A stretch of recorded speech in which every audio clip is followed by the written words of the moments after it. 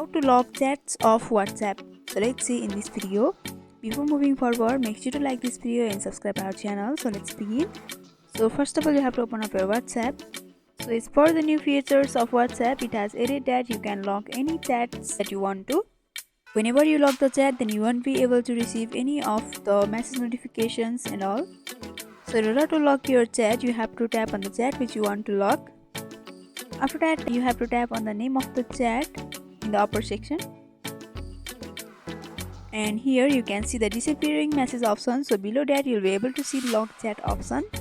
The option is available based on the country and the updates of your phone and WhatsApp. So you can tap on lock chat option, and from there your chat will be locked and you won't be able to receive any of the notification of the message and calls.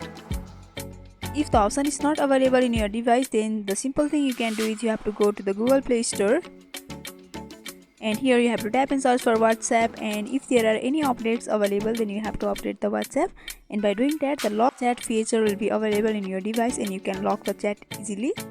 So by following this simple step, you can lock the chats on WhatsApp.